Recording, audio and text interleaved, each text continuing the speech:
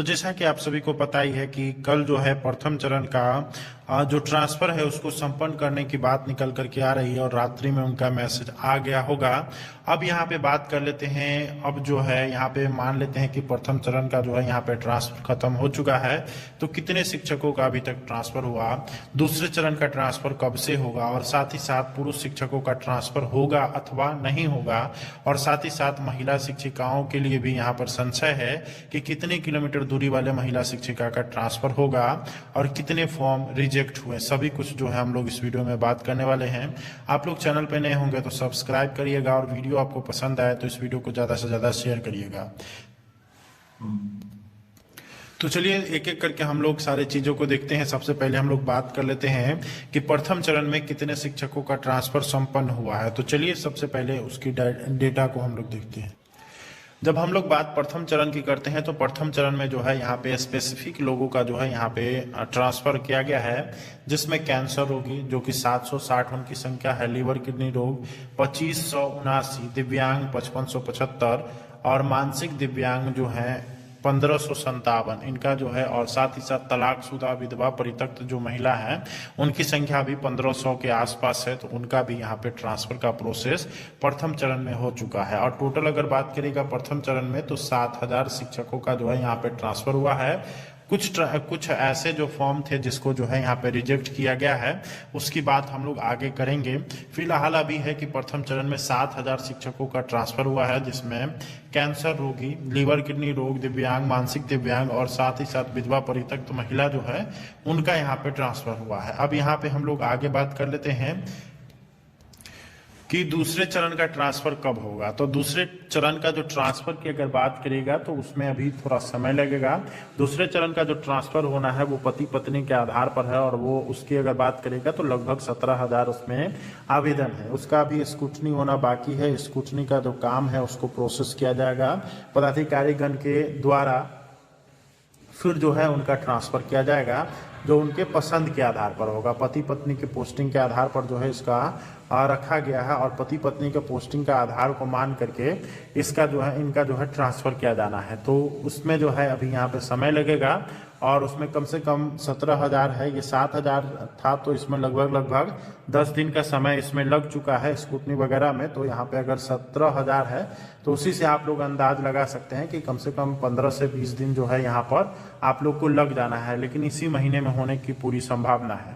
अब वही बात कर लेते हैं, पुरुष शिक्षकों का ट्रांसफर होगा या नहीं। तो इसका आंसर दोनों है, होगा भी और नहीं भी होगा। तो यहाँ पर किनका होगा और किनका नहीं होगा उस पर हम लोग चर्चा कर लेते हैं। तो किनका यहाँ पे ट्रांसफर नहीं होगा, सबसे पहले हम लोग बात कर लेते हैं।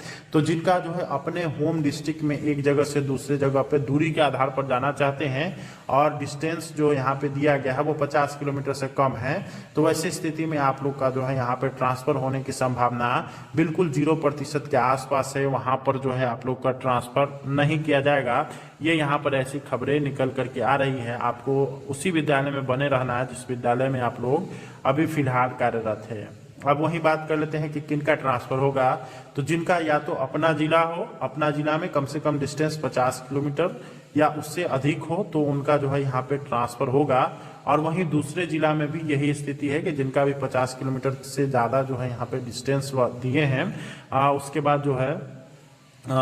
बाद जो है यहाँ पे उनका ट्रांसफर होने की चांसेस जो है यहाँ पे हाई है, क्योंकि दूसरे जिला वाला को जो है यहाँ पर अपने जिला में भेजना यहाँ पर शिक्षा विभाग की पहली प्राथमिकता है, और इस आधार पर जो है क्रियाकलाप किया जा रहा है। तो आप अगर दूसरे जिला के हैं और आप लोगों ने ट्रांसफर हेतु आवेदन कर रखा है तो आप लोग का ट्रांसफर होगा।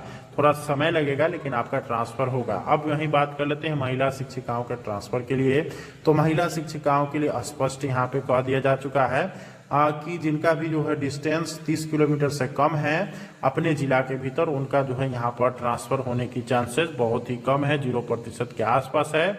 और वहीं अगर बात करिएगा कि जिनका भी डिस्टेंस 30 किलोमीटर से ज़्यादा है, उनका जो है यहाँ पे ट्रांसफर होने की चांसेस प्रबल है। और जो एक जिला से दूसरे जिला जाना चाह रहे हैं तो उनका निश्चित 100% ट्रांसफर हो जाएगा।